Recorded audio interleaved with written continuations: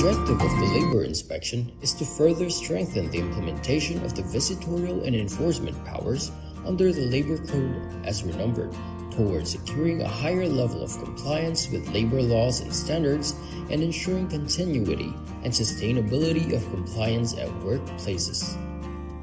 For this purpose, the Department of Labor and Employment delegates this function to the regional offices with the issuance of a list of labor inspectors who are given the authority of conduct inspection, which covers all private establishments, including their branches and workplaces in the regions. The regional offices enforce labor laws and social legislation through the conduct of labor inspection, occupational safety and health investigation, and technical and advisory visit. Special inspections may be conducted as may be deemed necessary. With the provision for mobile devices and gadgets, the DOLE developed an inspection management information system. An important feature of the system is data capture and transmittal from the field in real time, as an electronic checklist is filled up through the use of mobile devices and gadgets. Data are instantly available for viewing and processing to generate reports, statistics, and summons, including real-time monitoring of decent work indicators based on the country's decent work profile. The TAV, or Technical and Advisory Visit, aims to provide assistance to the micro-establishments, or establishments that have 1 to 9 employees, to be sustainable, productive, and competitive. It also aims to transition our micro-establishments to the formal economy that is profitable, while also complying with our labor laws and occupational safety and health standards. There are different ways or modalities to avail TAV. First is the online method. Establishments can enroll in the self-paced technical and advisory modules through our learning management system. For establishments that opted to go with online, they must accomplish the modules within 1 month from the time they registered. Second is on-site. The DOLE regional, field, and provincial offices conduct on-site or face-to-face orientation for the technical and advisory services, wherein micro-establishments are invited to attend. Third is hybrid setup. Establishments can enroll in on-site sessions and attend virtual meetings or webinars using various online platforms like MS Teams, Viber, Skype, Zoom, or Google Meet.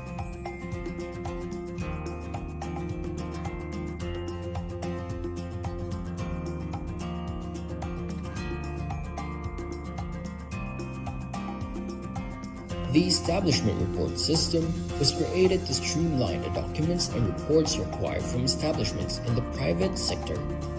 Several administrative requirements will be submitted through this site as a central platform. Through this system, employers no longer need to physically submit establishment reports to DOLE, since reportorial requirements can be completed remotely through the ERS.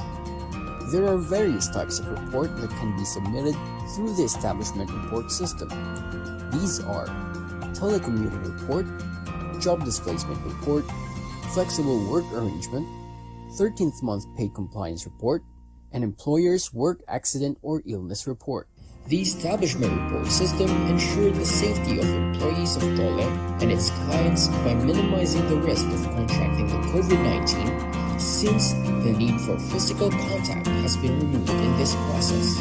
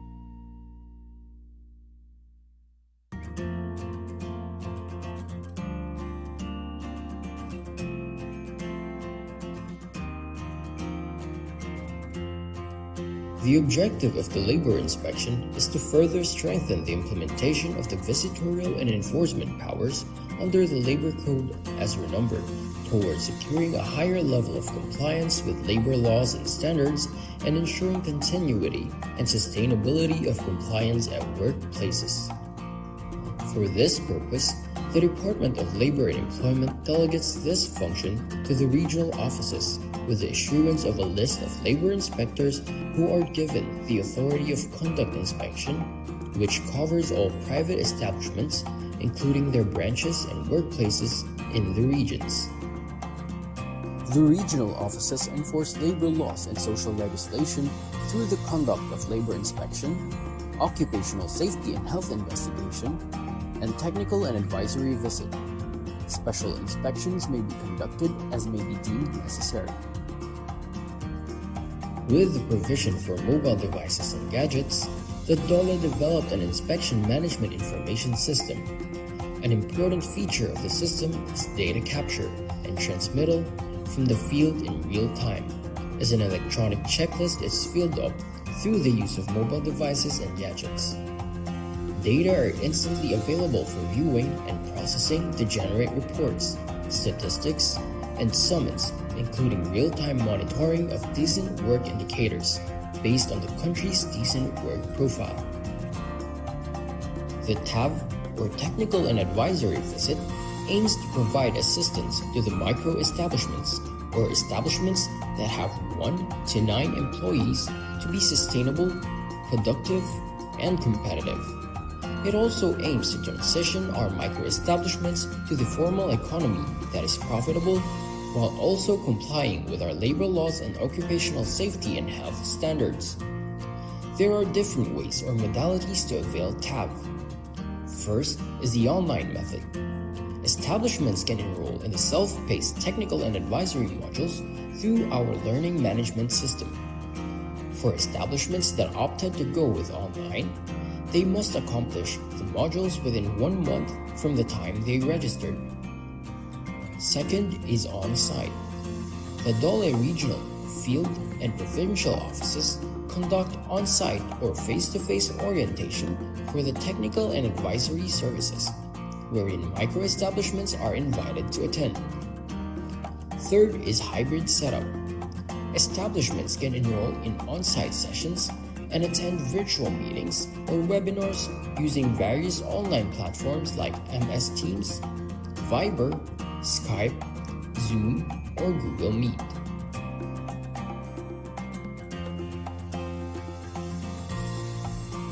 The establishment report system was created to streamline the documents and reports required from establishments in the private sector.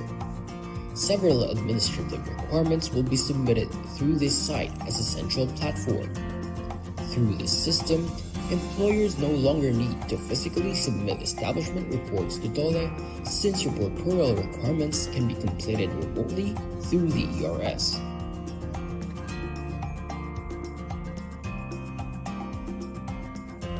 There are various types of report that can be submitted through the establishment report system. These are telecommuting report, job displacement report, flexible work arrangement, 13th month pay compliance report, and employer's work accident or illness report. The establishment report system ensures the safety of employees of DOLE and its clients by minimizing the risk of contracting the COVID-19, since the need for physical contact has been removed in this process.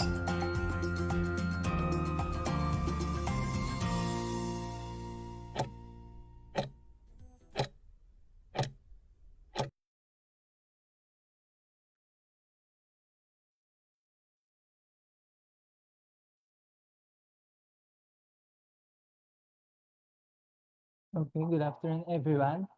Welcome to our Season 2, Episode 19 of Webinar Wednesdays of the Department of Labor and Employment, hosted by the Bureau of Working Conditions. I am Kim Nilhal Masco, Labor and Employment Officer 1, and I am your moderator for this afternoon's webinar. Ang topic po natin for this afternoon is final pay. Tatalakayin po natin dito kung ano nga ba ang final pay, kailan ito nakukuha, ano nga ba ang dapat na nakapaloob sa final pay, at iba pang impormasyon patungkol dito. So before we begin, let us start this webinar with a prayer.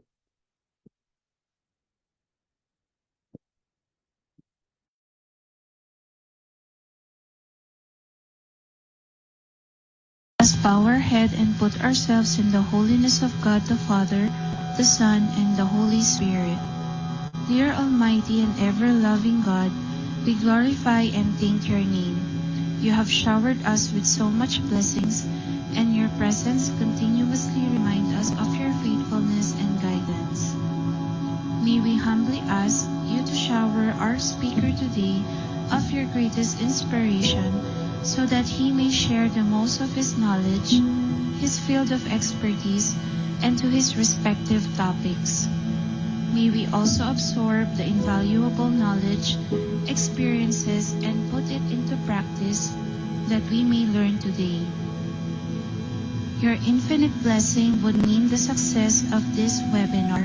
May we be a living witnesses of your genuine love through the enactment of the knowledge acquired through this activity. We ask this in the name of your Jesus Christ, our Lord and Savior. Amen.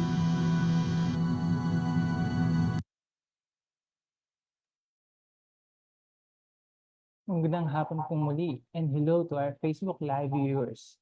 Thank you for joining us today. Request naman po namin na pa-heart react naman po sa ating live stream. Pa-hit na din po ng follow button sa ating Facebook page, BWC1949, for you to get updated on the latest issuances, announcements, and to know more about occupational safety and health standards in the workplace. Pa-share na din po nitong live stream natin sa inyong friends, family, and colleagues, and use hashtag Webinar Wednesdays. For your questions or clarifications, you can post it gamit ang ating comment section under this screen, at ito ay i-address ang ating resource speaker on our question and answer portion. Before we proceed with our topic, let us know more about the Bureau's programs, services, and functions. Here's a video presentation we prepared for you. Let's watch this. The Bureau of Working Conditions is mandated to focus on performing policy and program development and performing advisory functions for the department in the administration and enforcement of laws relating to labor standards. Specifically, the BWC develops and prescribes labor standards and policies, programs, and devices relative to its administration and enforcement. It also exercises technical and functional supervision over the DOLE regional offices as they conduct administration and enforcement activities in the respective regions.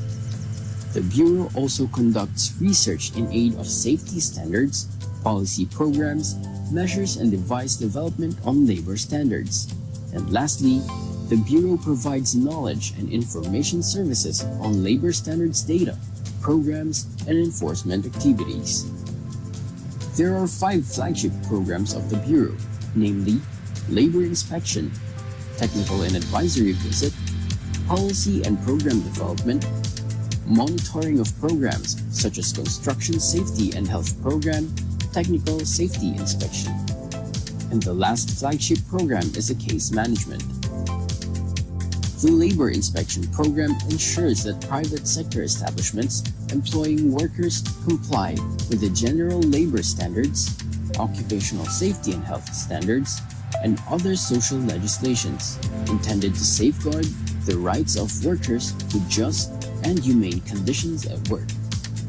This is in line with the visitorial and enforcement power of the Secretary of Labor and Employment under Articles 128 and 129 of the Labor Code of the Philippines, and it is the flagship program of the BWC for ensuring the continuity and sustainability of compliance in all workplaces. Small, medium, and large establishments under the sector's hazardous work, employing children, construction projects, Philippine-registered ships in domestic shipping, fishing vessels, contracting or subcontracting arrangements, subject of SENA referral, anonymous complaint, and request for inspection, and other establishments as may be determined by the Secretary of Labor and Employment are all covered in the Labor Inspection Program. The Technical and Advisory Visit, or the TAV program, aims to build the capacity of community-based micro-establishments towards sustainable compliance with labor standards. It seeks to facilitate easier access to government programs and services instrumental to addressing their compliance gaps, as well as to provide livelihood assistance and productivity training to further capacitate micro-establishments in improving their business operations. There are various training modules offered in TAB, namely General Labor Standards, Occupational Safety and Health Standards, Child and Family Welfare, Productivity Toolbox, and Visit Checklist and Action Plan. The Technical Safety Inspection is the inspection for the purpose of safety determination of boilers, pressure vessels, internal combustion engines, electrical installations, elevators, hoisting equipments, and other mechanical equipments. The Bureau is also responsible for the development of policies and programs. The Bureau takes the lead in the formulation and assurance of timely and relevant policies, guidelines, and advisories relating to general labor standards, occupational safety and health standards, and other social legislations that promote the rights at work, improve working conditions, and guide employers and workers in the private sector. There are other various programs that are handled by the Bureau of Working Conditions: Construction Safety and Health Program, Review and Evaluation of Technical Plans, Processing of Certificate of Appearance of PMEs and PEEs, Work Alert Reporting, Processing of Certificate of No Pending Case, Disposition of Labor Standard Appealed Cases, General Labor Standards and Occupational Safety and Health Queries and Requests for Inspection-related data, Medical Services or Assistance to DOLE personnel. And the BWC is also a member of various committees like NCACL, IACAT, LI Capacity Building Committee, Safety and Health Committee, Mental Health Program, and many more. The Bureau envisions well-guided employers and workers committed to a safe, healthful, and productive work environment, adaptive to industry trends and developments, and equitably enjoying the gains of joint endeavors.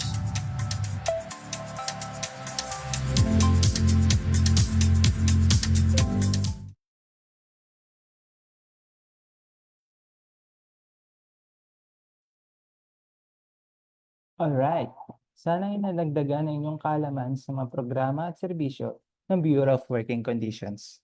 So let's proceed sa ating discussion, which is final pay. Let me introduce to you our resource speaker. Siya ay isang Labor Employment Officer 1 ng Bureau of Working Conditions, Policy and Program Development Division. She is none other than Ms. Alea Viv Solomon, or commonly known to the Bureau as Ms. Bea. Good afternoon, Ms. Bea. Hello po, good afternoon po. So, again, welcome po sa ating Season 2, Episode 19, which is our topic for today is the final pay. So, dito sa final pay na to, dito natin malalaman kung ano nga ba ang ibig sabihin ng final pay at kung gaano katagal ito bago makuha. And i-discuss din natin dito yung about sa Certificate of Employment or yung COE. So, let us start.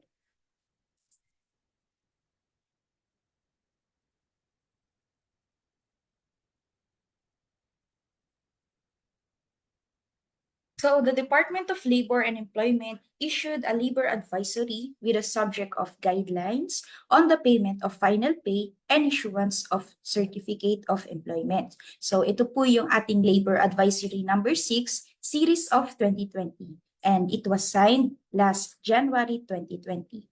So ito po yung reference natin kung ano-ano nga po ba ang kasama sa ating final pay na dapat pong matanggap ng isang empleyado. So, baka po may magtanong sa inyo, ano po bang basis ng labor advisory natin na ito? So, this is pursuant to Articles 4, 103, 116, 118 of the Labor Code of the Philippines as amended, and Section 10, Rule 14, Book 5 of its Omnibus Implementing Rules and Regulations. So sa labor advisory po natin na ito, meron po siyang 4 na pagkakahati-hati. Una po, ang definitions of terms. So doon po natin makikita kung ano-ano po ba yung nakadefine dito sa labor advisory. Pangalawa, time of payment or release of final pay. So dito po nakasaad kung ilang araw nga po ba dapat bago makuha ang final pay. Pangatlo, issuance of certificate of employment. Dito sinasabi kung kailan or ilang araw nga rin ba bago makuha ng empleyado ang ni-request niyang certificate of employment. And last, the enforcement mechanism.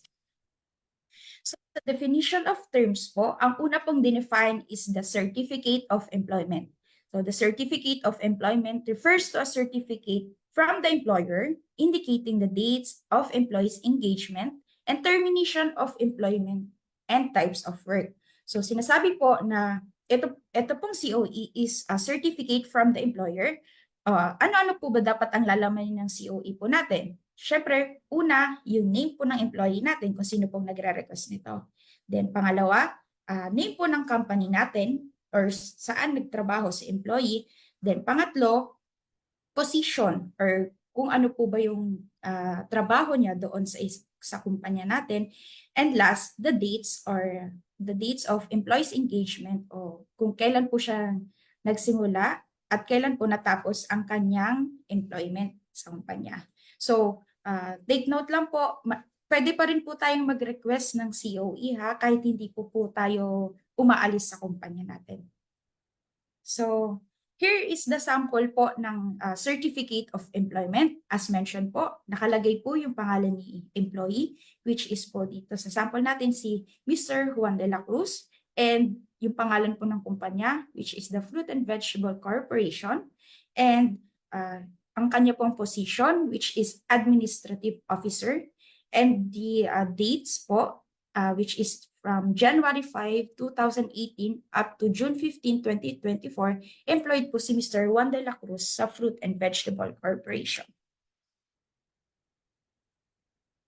Next naman pong na-define sa ating labor advisory is the final pay, last pay, or the back pay. So it refers to the sum or the totality of all wages or monetary benefits of the employee regardless of the cause of the termination.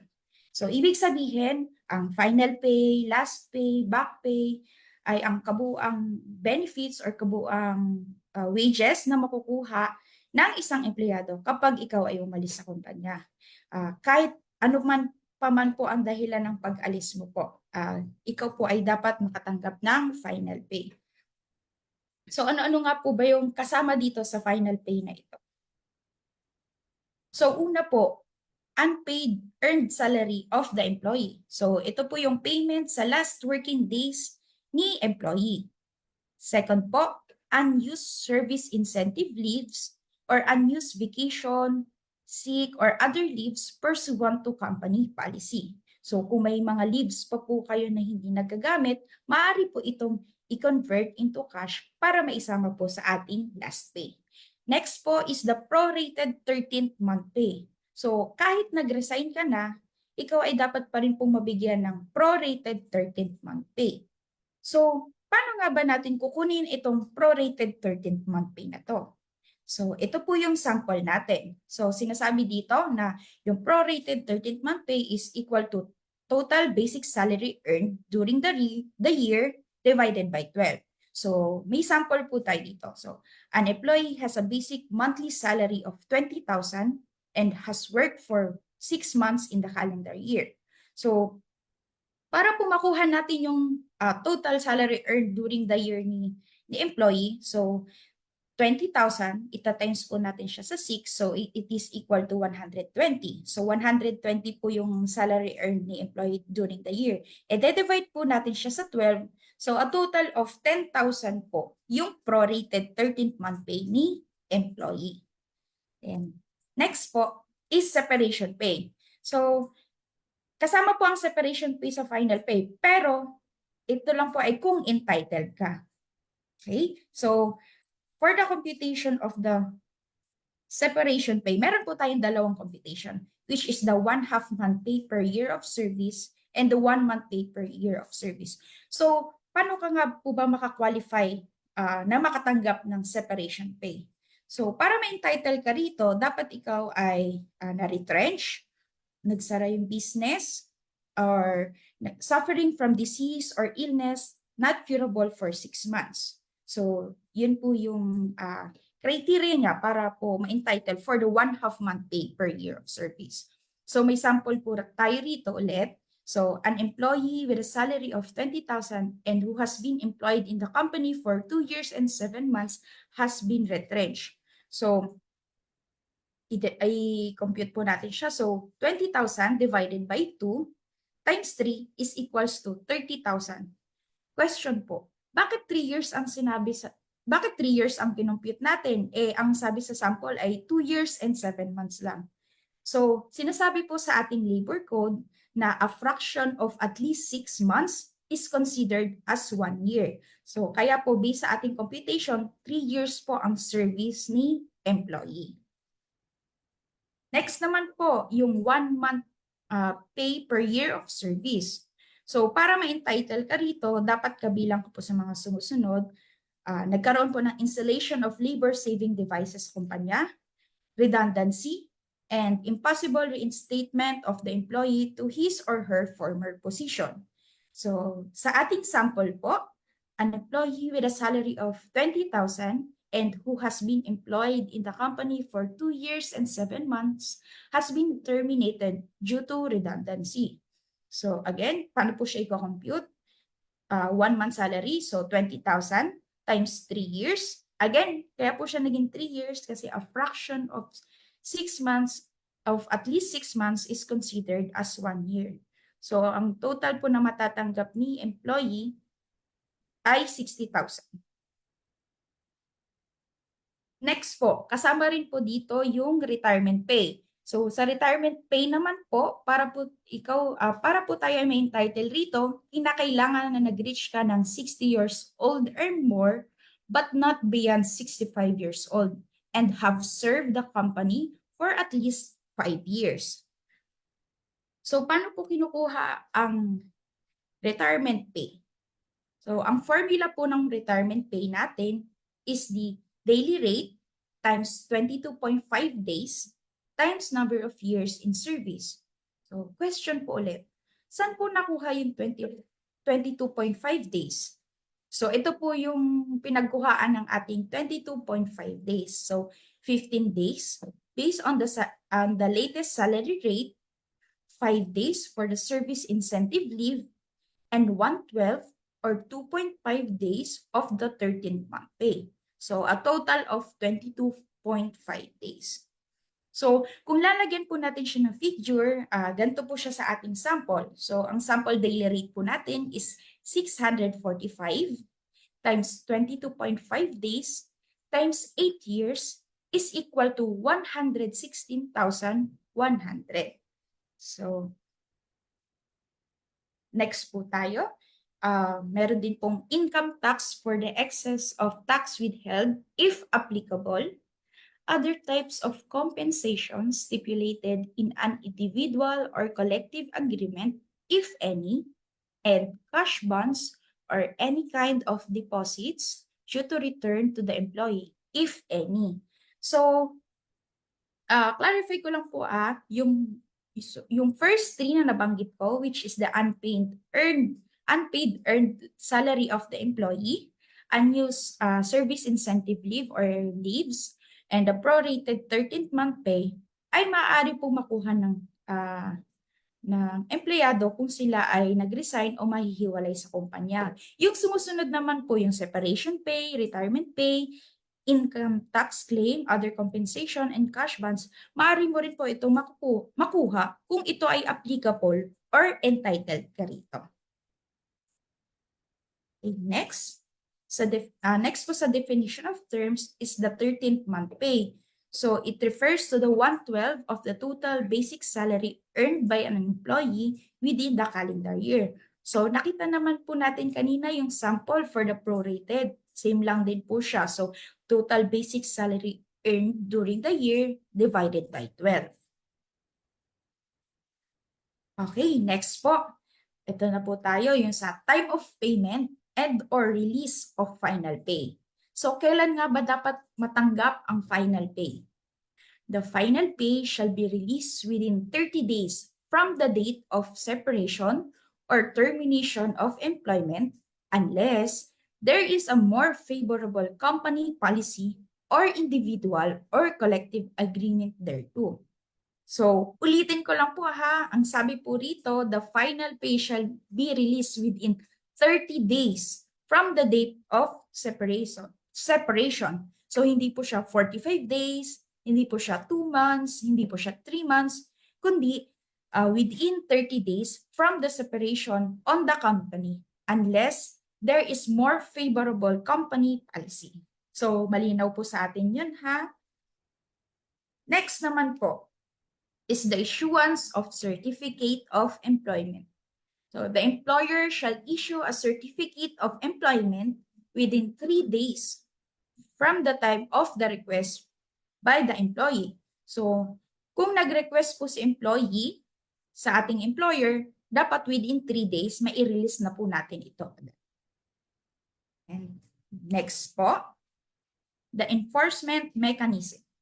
So any dispute arising out or relating to the payment of final pay or issuance of the certificate of employment shall be filed before the nearest DOLE, regional, provincial, field office.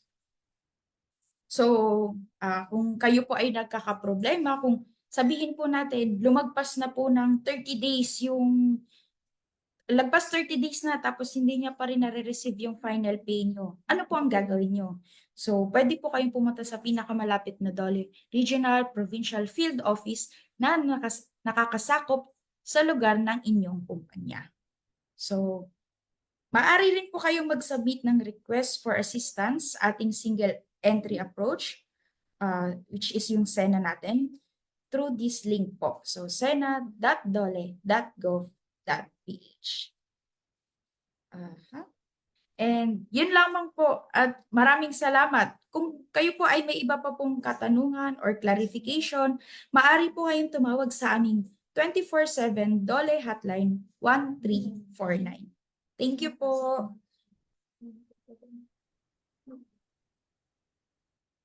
Okay, maraming salamat po Miss Bea para sa isang informative discussion tungkol sa final pay. For sure, maraming mga katanungan or clarifications ang ating viewers. Kaya naman, mag-proceed na tayo sa ating question and answer portion. Ginather po natin ang inyong mga queries at ito po ay sasagutin ng ating research speaker. So, for our first question, ano ang pagkakaiba ng final pay at separation pay? Okay po. So, again, based po sa ating Labor Advisory number 6, series of 2020, ang final pay ay tumutukoy sa kabuuan ng lahat ng sahod o mga benepisyo na nararapat sa isang empleyado anuman ang dahilan ng pagwawakas ng trabaho. Kasama rito, pero hindi limitado sa mga sumusunod, which is yung unpaid earned salary ni employee, yung cash conversion ng kanyang service incentive leave or yung mga leaves na binibigay sa kanya ng kanyang kumpanya, the prorated 13th month pay, separation pay if applicable, retirement pay if applicable, income tax claim for the excess of tax withheld if applicable, other types of compensation na mayroon sa individual or collective agreement if applicable, at cash bond or any kind of deposits na due for return sa empleyado kung meron man. Samantala, ang separation pay naman ay ibinibigay sa mga empleyado na natanggal sa kumpanya dahil sa mga authorized causes. Kabilang na rito yung sinample po natin kanina na retrenchment and redundancy. Okay, maraming salamat, Miss Bea. So, for the question number 2, ang last pay ba ay nakadepende sa kumpanya kung gaano katagal nilang i-release? 2 buwan na kasi ako naghihintay. Hanggang ngayon, hindi pa rin binibigay sa akin. So, ayun po, as mentioned po earlier, ang final pay ay dapat na ma-release ng kumpanya sa loob ng 30 days mula sa pagkaalis o nagpagkaalis ng empleyado sa trabaho or pagre-resign. Thank you, Miss Bea. For the question number 3, may makukuha ba ako ng final pay kahit na nag-awol or absence without leave ako? Yes po, maaari ka pa rin pong makakuha ng final pay kahit nag-awol po kayo. For the question number 4, dapat ba ikalta sa final pay ang inutang sa trabaho? So, karapatan din ng employer na magtalaga ng makatuwirang proseso para sa clearance ng mga empleyadong umalis na sa kumpanya. Kinikilala ng batas ang karapatan ng employer na bawasan ng final pay ng isang empleyado sakaling may naiwan pa siyang utang o obligasyon sa kumpanya. Sa ganyang mga pagkakataon, kailangang bayaran muna ng empleyado ang kanyang utang o panagutan ang kanyang obligasyon bago niya matanggap ang final pay. Okay. Question number 5. Ano ba ang dapat gawin kapag matagal nang hindi ibinibigay ang final pay? So, alinsunod po sa Labor Advisory number 6 series of 2020 na inisyu ng DOLE, may 30 days ang employer para i-release ang final pay ng umalis na empleyado. Kung lumipas na ang nasabing 30 days at hindi pa nababayaran, maaari tayong dumulog sa pinakamalapit na DOLE regional, provincial, or field office na nakakasakop sa ating lugar ng pinagtrabahuan.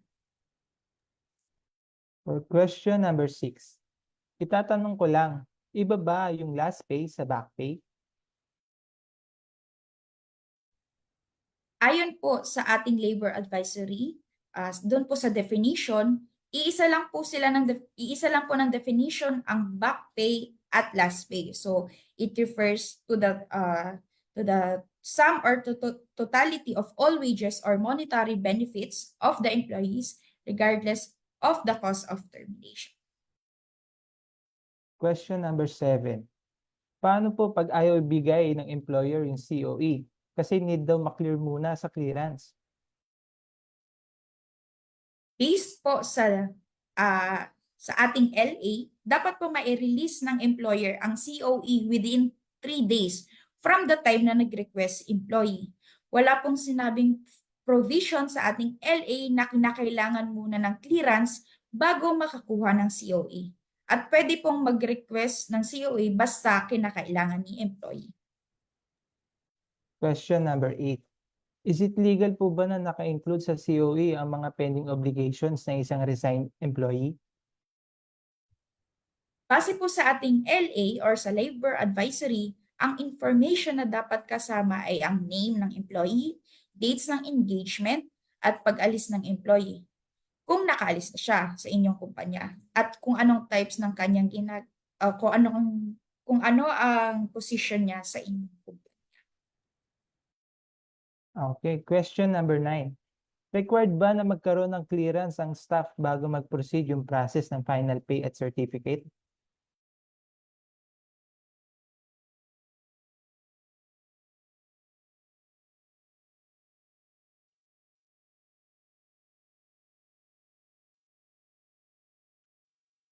Opo. Gaya po ng nasabi ko kanina, kinikilala ng batas, karapatan ng employer na bawasan ng final pay ng isang empleyado sakaling may naiwan pa siyang utang o obligasyon sa kumpanya. Okay, maraming salamat, Miss Bea. And thank you po sa lahat na nag-submit ng questions. Kung mayroon man po kami mga tanong na hindi nasagot ngayon, rest assured that our social media team will answer it later. And that concludes our webinar for today. I believe that it has been a very productive day dahil napakarami nating natutunan sa ating speaker. Kung meron po kayong mga karagdagang nakatanungan, maaari nyo po itong isend sa aming email through ask@bwc.dole.gov.ph or you may call the Dole hotline 1349. Please don't forget to hit the follow button on our Facebook page, BWC 1949, para po updated kayo on the latest issuances, announcements, and latest activities ng Bureau of Working Conditions at ng Department of Labor. And also, please share this video to your friends, family, and colleagues and use hashtag Webinar Wednesdays. Invite nyo din po sila to like and follow our page. Again, I am Kim Neil Halmasco, your moderator for today's webinar. And on behalf of the Bureau of Working Conditions, thank you for joining us and for your continued support sa aming pong mga webinars. See you again on our next episodes. Maraming salamat po.